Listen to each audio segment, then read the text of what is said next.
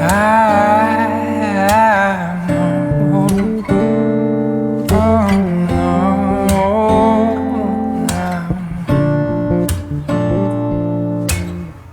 left and right, buzz like crazy. Everybody's trying to steal my lady. Spiders in the mirror and feel this can't be right. Back to the scene of a Friday night, to a blessed collision still frozen tight. Spill drinkers, Cupid and the sound of her first chime. And why did you argue? We're dreaming of those eyes, the best part of my life. And when we make love, babe, don't make a sound, the clock won't turn around. Ooh. Hello my friends, good morning. Welcome back to another reading vlog. Of course. I started filming a clip just as soon as the pressure cooker starts releasing steam. So, hold on a second, I'll be right back. Okay, I'm back. Hopefully it will be quiet now for a minute. I don't know if you could hear that. I know I've edited videos where it's been doing that before and I can hear it in the background and I'm like, oh. Anyway, it's another reading vlog. This week I am continuing with my reading of books that Jessen picked for me. Jessen has become a very dear friend of mine, and I love talking with her about books, and I love just talking with her in general, and I trust her recommendations 100%. Her and Jen from the Book Refuge, like, if they recommend a book to me, I know I'm going to love it. So I am very excited about the books that I have left on this TBR. I'm going to be reading 3 for this video. So the first one, the one that I just picked up today, is Bittersweet by Serena Bowen. This is a contemporary romance, and this is, Jessen described it as Grumpy and Sunshine, Farm Boy and City Girl. And I've just barely started it. I'm only on chapter 3. I'm listening to the audiobook. And I'm already very invested in the story so far. It has Griffin is our hero, and he is 27, and he is basically running his family's farm. It sounds like his dad is out of the picture, I'm not sure why, but he's basically trying to keep the farm running and afloat and also, like, provide and keep his family together, which is, I love a big family dynamic in my books. Like, I love that so much, so I'm really excited to see what's gonna happen there. He is the grumpy one, obviously, and then our heroine is Audrey, and she is the city girl. She is a chef, but it sounds like she's really struggling with her career. Like, she is on the brink of being fired, and so she's sent on one last job to go to Griffin's farm and try and get apples at a good price from him, like organic apples, and some hard cider that he makes at a good price. And her boss basically said, if you don't succeed, you're going to be fired. Her mom apparently has some connections. It doesn't sound like she has a good relationship with her mom. Has some big connections with the group that owns the restaurant. So they're like, it's only because of your mom that we're giving you this one last shot. So she has one last chance, and she's driving out to this farm when her car gets, she runs her car off the road and it ends up upended in a ditch, basically. And so who ends up trying to help her out other than Griff? And the interesting thing, the great thing, the thing that is adding so much tension and spice that I really, really love is that these two had a very steamy hookup in college, and that was it. Like, they didn't have a relationship or anything. So when she saw the name for where she was sent on assignment, she's like, oh, I wonder if it could be related to this guy. Probably not. And it is that guy. So they just have met, they've recognized each other, he's helping her get her car fixed, and they're starting to talk about, like, the prices, and they just have a really great dynamic where he's super grumpy and she's a little sassy and sarcastic, but just, there's this big chemistry between them, like so much sexual tension and attraction, and it's a great thing. So I'm enjoying that a lot so far. It's a fairly short audiobook. It's, I have it at almost like 1.8 speed, so it's like a 4-hour audiobook that I have left. So I do plan to finish that today because I'm going to be working a ton and yeah, so I should be able to get through that one today for sure. I'm very excited about that. I have a feeling that I'm going to love it. I'm enjoying the reading experience a ton so far. And then the other books that I want to include in this reading vlog is Lord of Scoundrels for sure. I don't have the beautiful old school cover. I just have this newer one, and I don't even care. I mean, I do care. That's a lie. I absolutely care. I want the old school cover, but I have this, and it's fine too.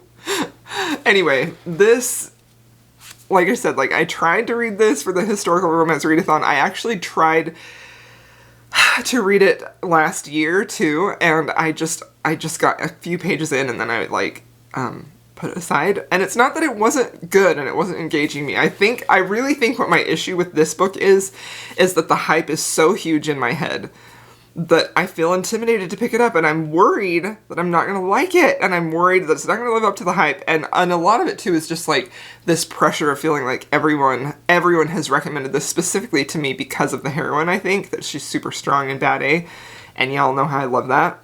And so I feel like it's one of those things where so many people are telling me to read it, and so I'm like, I'm not going to read that because everybody's telling me to read that, because that's just how I am sometimes. I don't know why. Anyway, this is happening for sure. For sure. I would have started with this one, but I just finished some Lisa Kleypas books, and so I kind of wanted to start this reading vlog with something that wasn't a historical because I love Lisa Kleypas so dearly. I just finished Devil in Winter, 5 stars, Sebastian St. Vincent, all the way. Like, wow. I am still, however, Team Derek Craven, but I love St. Vincent and I get the hype with him.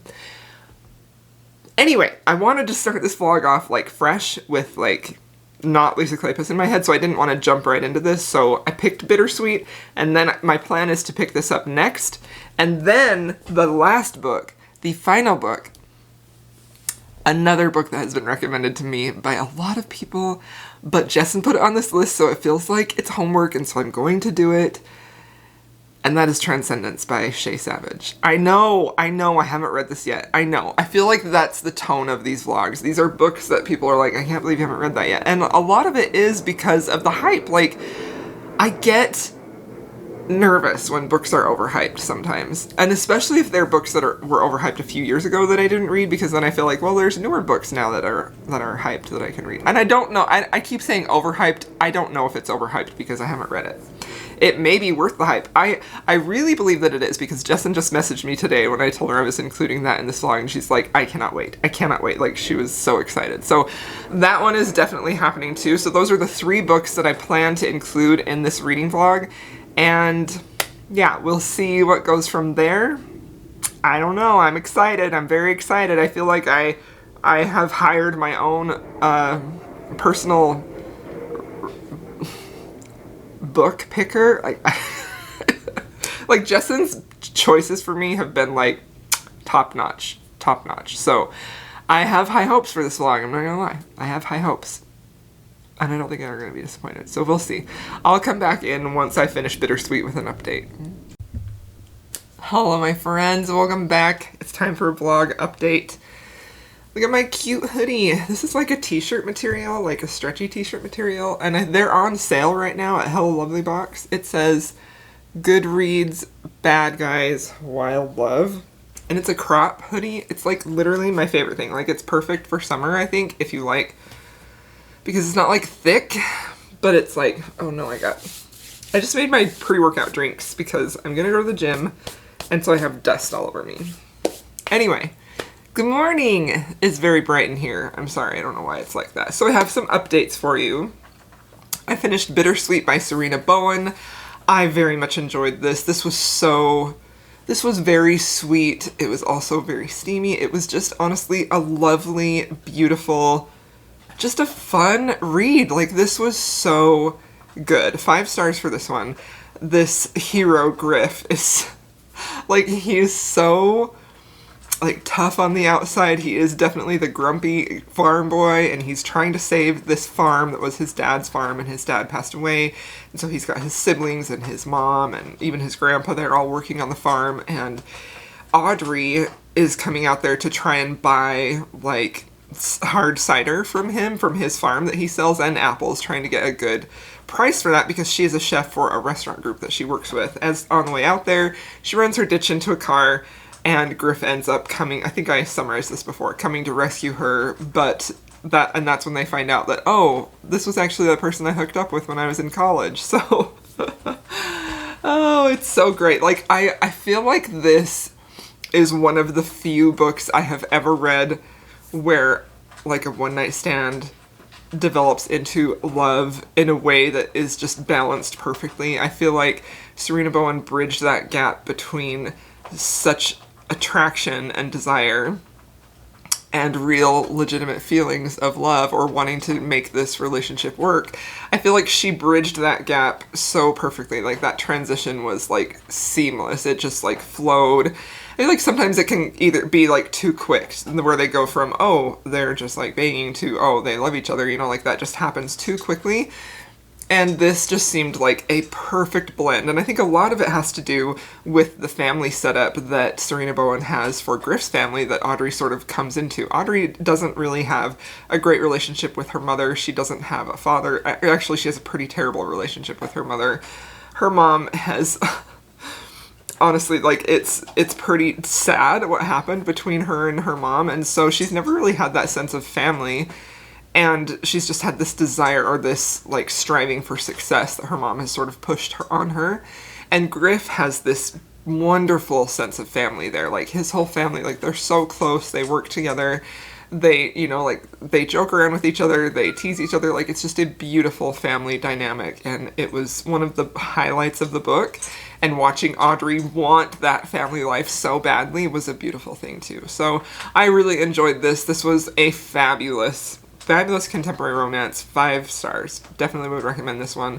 And I immediately bought the second because I want to carry on, because there's a character in this book who comes to work on the farm who actually just got out of prison, and they hired him to give him a second chance. And so the second book is his story. So I'm very excited about that one.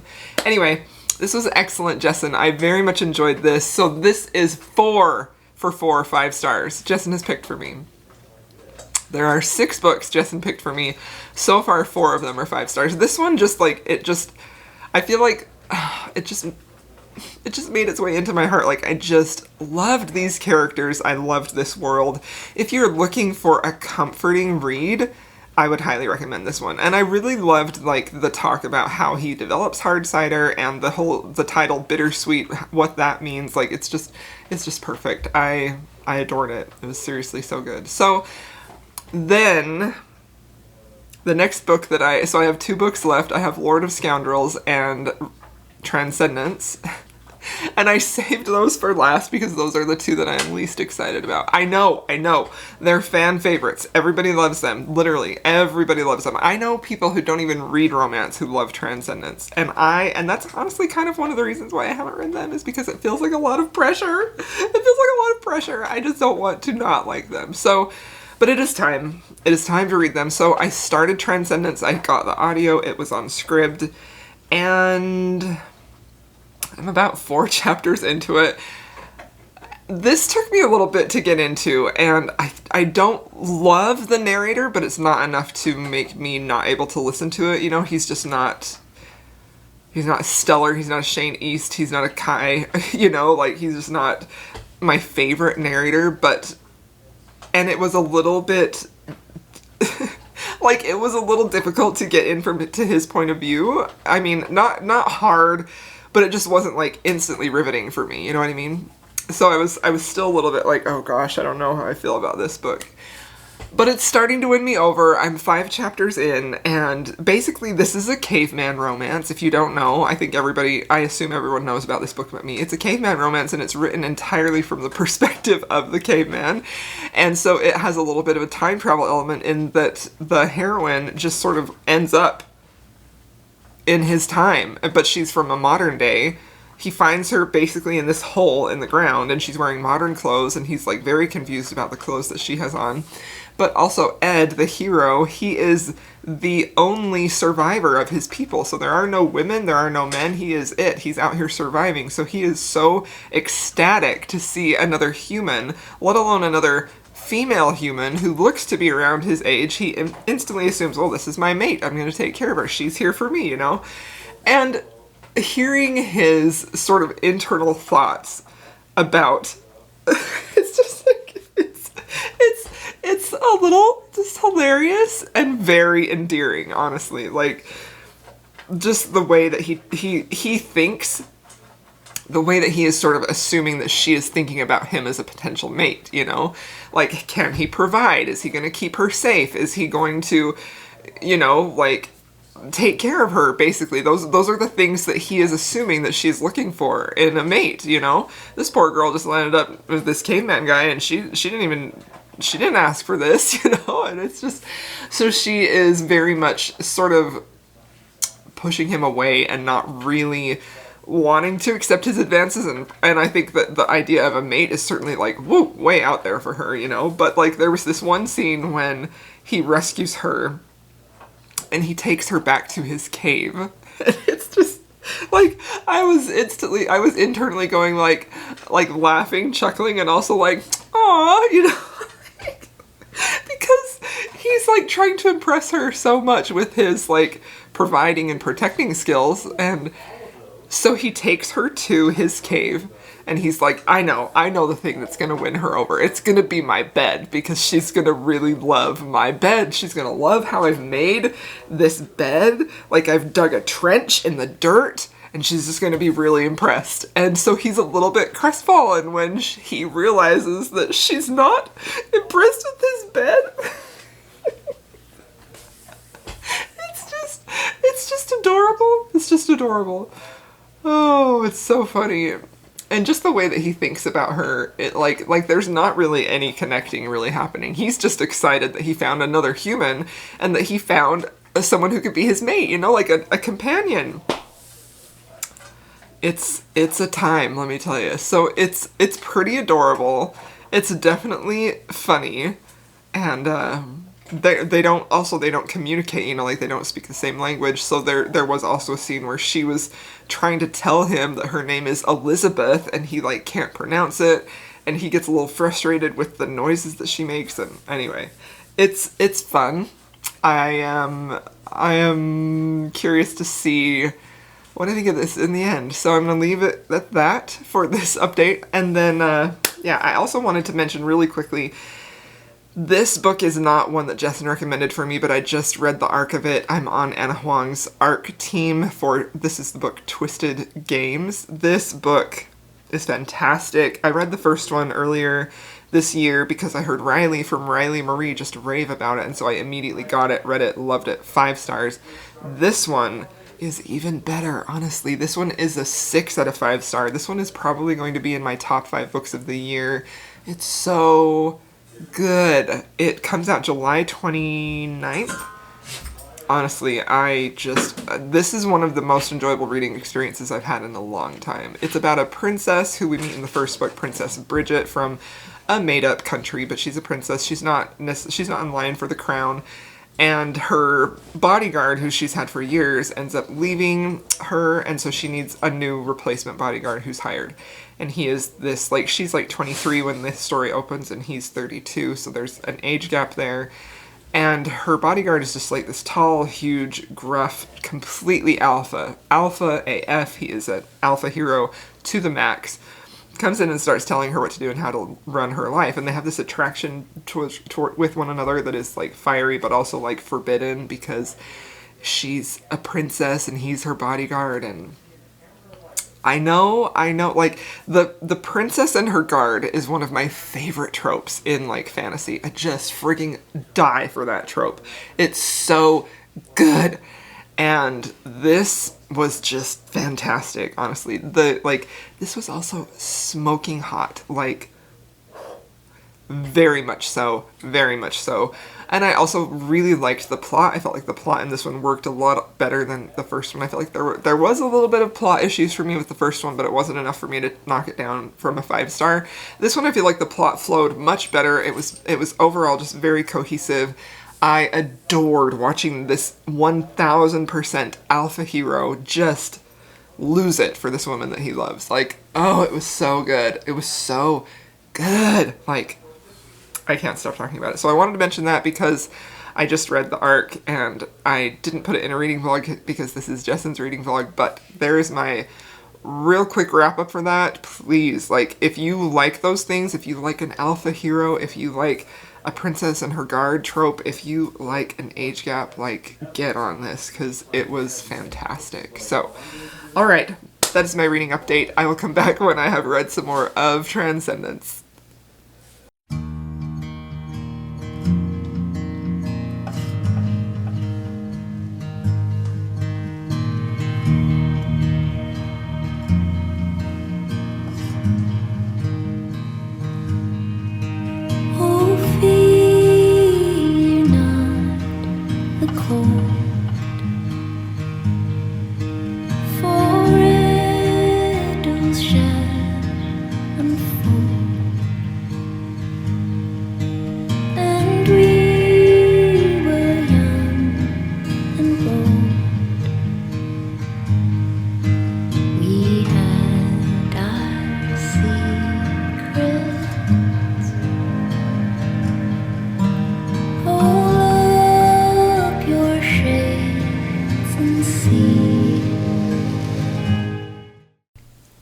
Good morning, my friends. We have a lot to talk about. I've done a lot of reading since I last updated you. I've done a lot of reading. It's been a crazy few days. It was my husband's birthday yesterday, so it was just all family time, and I didn't want to take the time to update you on a clip, even though I did read kind of a lot. We just hung out as a family, and it was really great. And then I don't remember if I told you that my dad had surgery, and I was at the hospital with him pretty much the whole day, and he's doing good. He's doing good. Anyway, I am super behind on work because of that and other things, and a little stressed. So we're gonna do an update right now. We're gonna do an update real quick. Also, this was the first romance reader merch that I bought. This is the not Hella Lovely. This is Fugly Barbie. I just love it so much. It's the romance novel one with the Scottish laird and ripped bodice. I did cut the neck out because after I washed it, it got a little too tight for comfort, you know? I don't know. I hate tight sweatshirts. Anyway, book talk. Okay, so Transcendence. Let's talk about that one. I finished that one yesterday. I listened to it while I was cooking and things like that. And I was very skeptical going into this. Extremely skeptical. I really didn't know.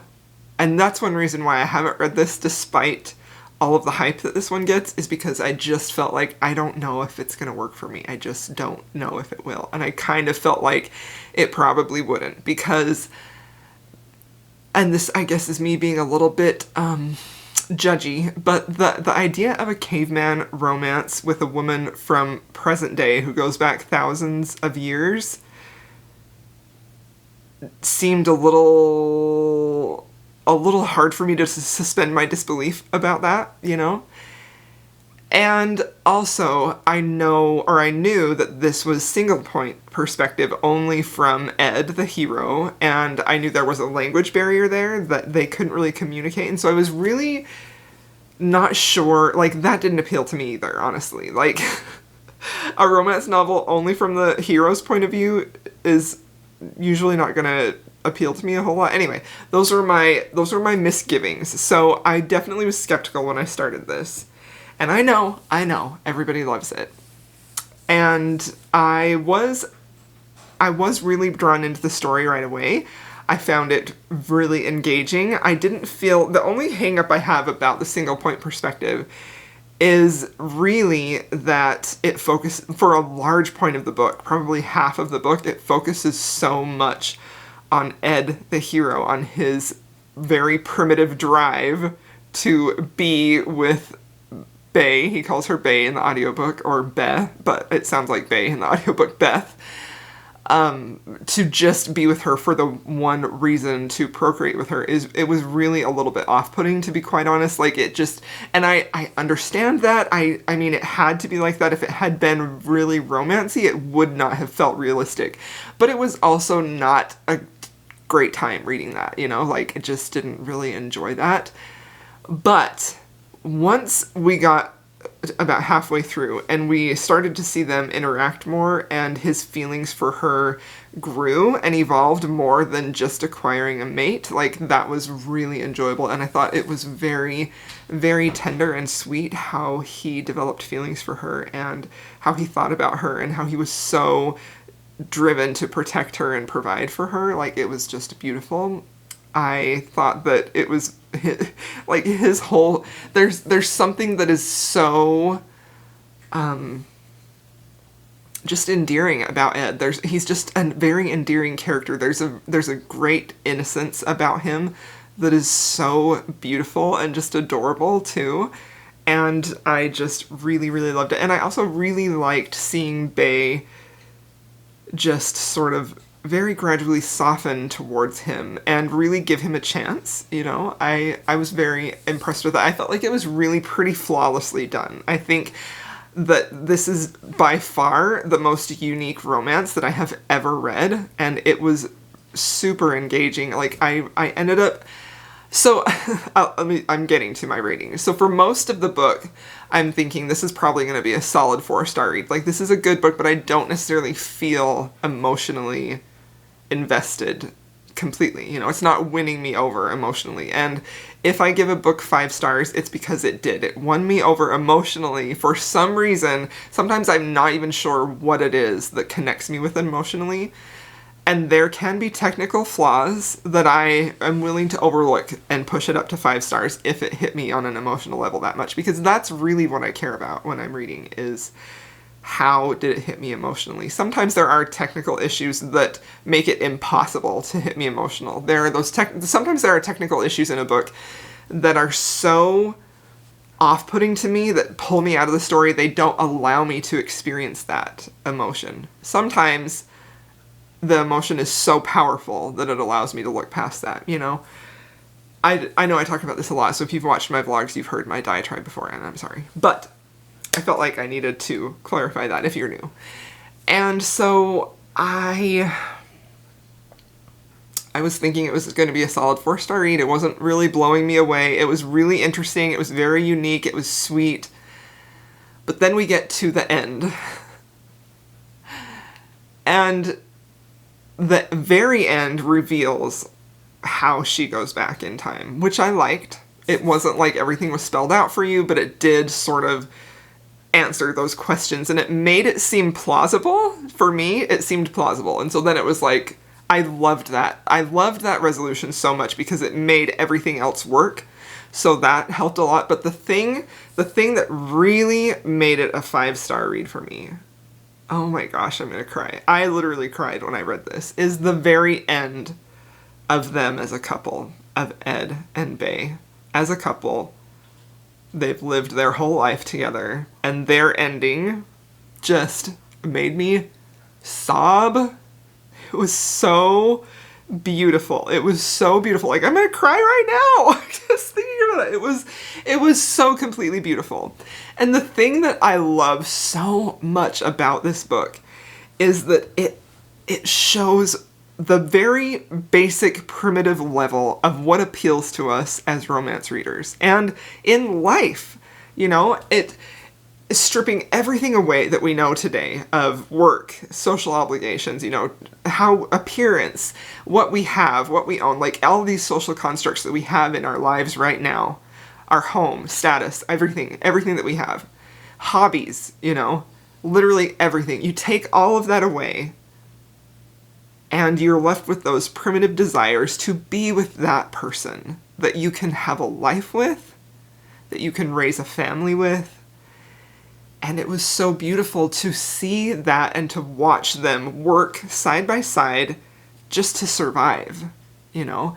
It honestly made me feel a little bit wistful for that type of life in a way, just because all of the nonsense that invades us and that can ruin relationships was gone, you know? There was no comparing what what you have to somebody else. It wasn't comparing how somebody looks to how somebody else looks, you know? It was pure. It was so pure. It was just beautiful. I loved that so much, and it really made me think. Like, it stayed in my head all day. And I could not stop thinking about that idea of what would it be like to have essentially a marriage, a life with your partner, and you're raising a family, and you don't, I mean, obviously you have those big worries of survival, right? And disease and attack and, you know, the scary things about survival that you have to worry about.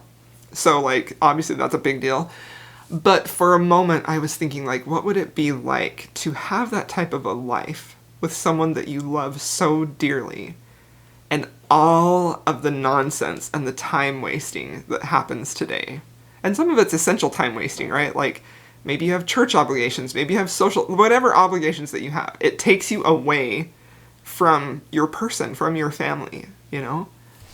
And I just thought, what would it be like to live that life and have it always be the whole focus of your entire life? Ed's entire focus is Bay and their family. And it was just a thing of beauty. It was honestly just shook me. It just shook me, and I loved it. It was beautiful, honestly. Just, I couldn't stop thinking about it. I still can't stop thinking about it.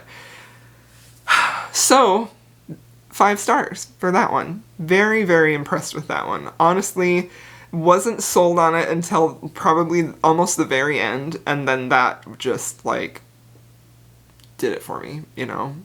5 stars. Fantastic. You won me over again, Jessen. That's 5 for 5. So, we have one more book to read. And the book that I have saved for the very last is Lord of Scoundrels by Loretta Chase. I have started to read this a couple of times, and I have DNF'd it.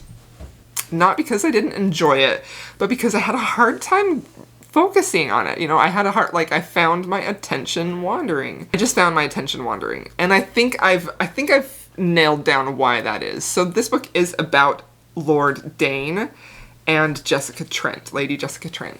Lord Dane is basically a sinner, and the book starts out following his childhood, like what happens with him and his mother and his dad. He has a really awful, sad childhood, so it sets up for who he is today as an adult. He is basically just Lord of Sin and Vice, and he is also not known to be very attractive. Like, women really aren't attracted to him at all. They think that he's kind of ugly, and so he's very self-conscious of that too, and he kind of uses that as a way to, like, set up a guard, and I think that adds a layer to his, like, very prickly disposition. And Jessica Trent is a very intelligent, very quick-witted lady, and she is a bit of a blue stocking for sure, but it is in a very just kind of jaw-dropping, wow, what a bad A type of way. You know, I really like her character. And her brother has recently been sort of running with Dane, and she wants to save him from the path of ruin. So she's out on a mission to try and get him out of Dane's circle of friends and bring him back to the path of, like, righteousness. So that is how the book begins, and that's sort of how Dane and Jessica's paths cross.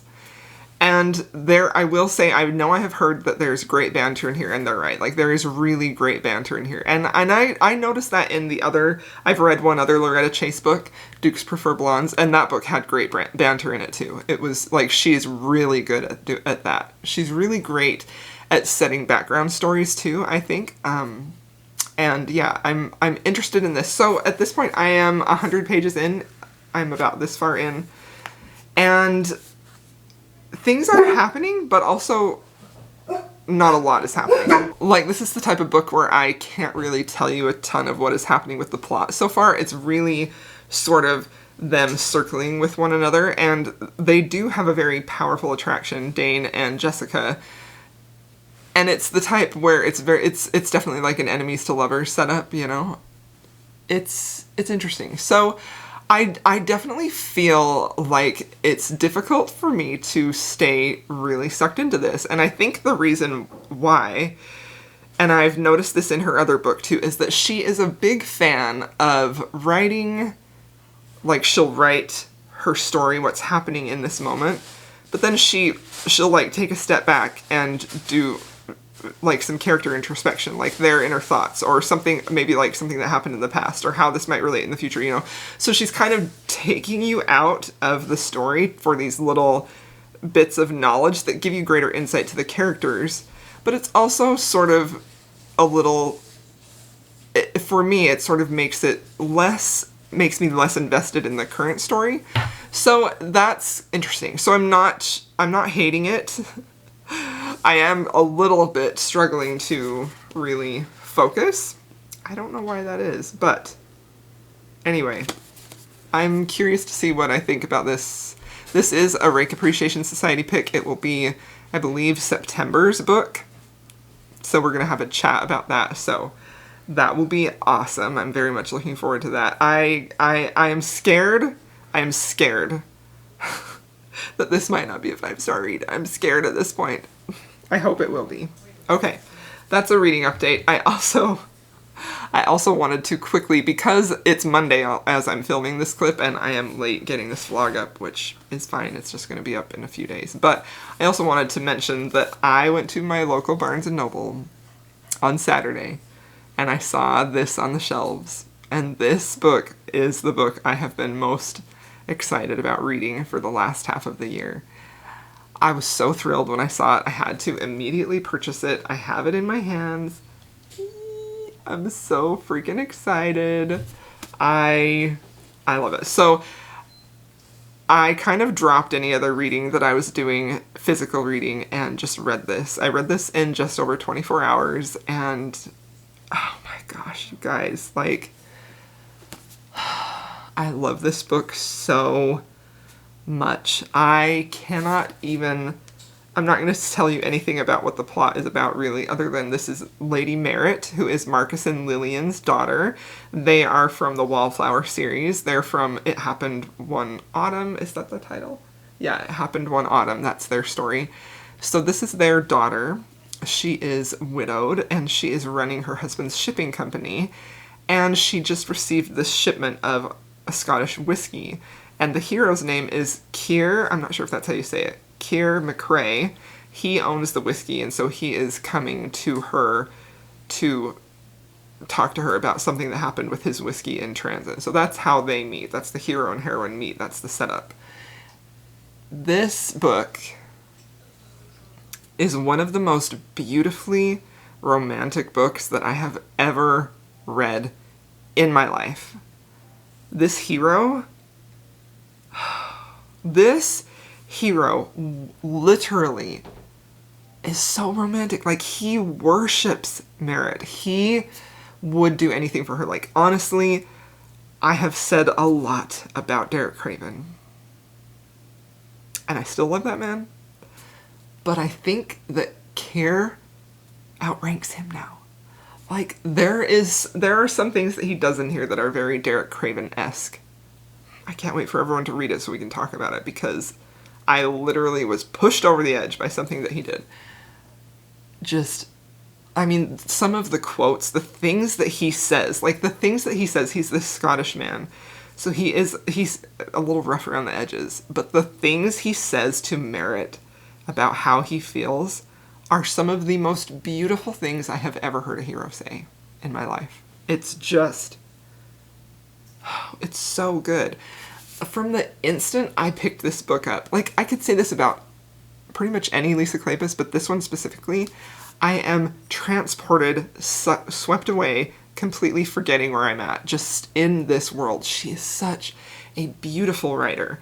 The thing that I think that is so powerful about her books and that makes you feel like that is how she writes her characters. She writes them so organically. They just exist in this world, and they feel like real people. And the actions that they do are never contrived.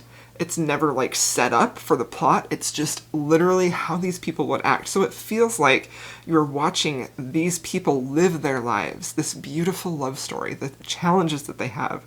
It's so completely stunning. Like, she's so good with her word choice. Like, she never uses too many words in a superfluous way, and she doesn't ever, like, edit herself too much, you know? Like, I was just reading a new release, another arc, before I started this. I'm not going to tell you the author because I'm going to kind of criticize it a little bit. I was reading a new historical romance arc that comes out at the end of July. And before I started reading this, as I was reading that, I was, like, picking out, like, it seems like they're trying a little too hard to make this feel historical. Just like how they made the characters talk. Some of the words they used, it seemed a little bit gimmicky to have a real Regency feel. And I was picking up on that and I wasn't loving it, you know, because historical romance readers, we're smart enough to know the setting by how you tell the story. You don't have to use phrases that give it a dead away that it's a historical romance, you know? And it was just so interesting to me as I got to be in here this far-ish. I was literally, I had that in my head from the previous author, and it was like hitting me so hard at how gifted she is at conveying, like, her sense of language, at conveying that this is a historical romance without using those gimmicky words and phrases that sort of tip you off right away. Oh, they're trying to tell you this is a historical romance. No, it just flows. It just is just such an enjoyable reading experience, honestly. It was just beautiful. I loved it so much. This is now fighting for top 3. Like, honestly, the two Kennedy Ryan books, Still and Real, and this one are my top 3 books of the year. Just absolutely fantastic. 6 out of 5 stars. I loved it so much. Okay, this is a 20-minute clip, so I'll come back once I finish Lord of Scoundrels. Y'all, hello. Hello, my friends. Oh, that corner drives me bonkers. That's where I put all my boxes and packaging and stuff. It's really messy. I'm sorry. I will move over here. But then over there I've got easels and paintings that aren't finished. Anyway, y'all, I have some bad news, okay? I have been listening to this audiobook all day today. It is the same day from the earlier clip. It's just at nighttime. I've been working. I'm making tigers. Can you see them? Can't see them very well. I'm making tigers for my Tumblr Creatures shop, and I've been listening to Lord of Scoundrels all day, and I'm having the hardest time focusing on this audiobook. I am having the hardest time focusing, and I want to give this book the best possible chance, because this is like the 3rd time I've tried to listen to the audiobook. So for some reason, the audiobook just isn't working for me. It's just not. I don't know if it's the narrator. I don't know what it is. So I'm going to switch to reading this physically. And I'm sorry. I'm sorry I'm not including it in this vlog. I did talk a lot about the other books though, so hopefully that's okay. This vlog is a little chaotic. I hope that you don't mind. Anyway, I do try to put out vlogs once a week. I love filming reading vlogs. I love talking to you as I'm reading the books, but this book, I want to give it the best possible chance, so I'm going to switch to reading it physically. So it's going to take me longer, and it may not be vlogged, to be quite honest, and I'm sorry, but I want to give the book the best possible chance, and the audiobook just isn't doing it for me. So I'm going to read it physically, and I'm going to end this vlog here. And I just wanted to get on here and tell you, because I cannot listen to this audiobook anymore, because I am just like zoning out so easily that it's just, Cosmo, can you stop chewing your foot? Hey, Cosmo. It's just not working for me. So yeah, that is all. Honestly, I had a great reading week. I mean, they were all 5 stars. I talked about 4 books in this vlog: Bittersweet, Twisted Games, Transcendence, and Devil in Disguise.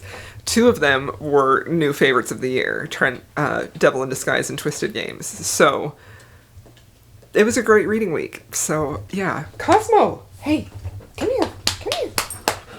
here. Can you tell them you're sorry for being so loud? All the time? Can you tell them you're sorry? Does this face look... Oh, goodness. We're gonna say goodbye for now. Kazi, come here. Cosmo. Can you say goodbye? Can you say goodbye? and I will see you in my next video. Thank you so much for watching, and if you have made it this far, please feel free to leave me a cat emoji. We've never done that before. Alright, thank you my friends. I'll see y'all in my next video.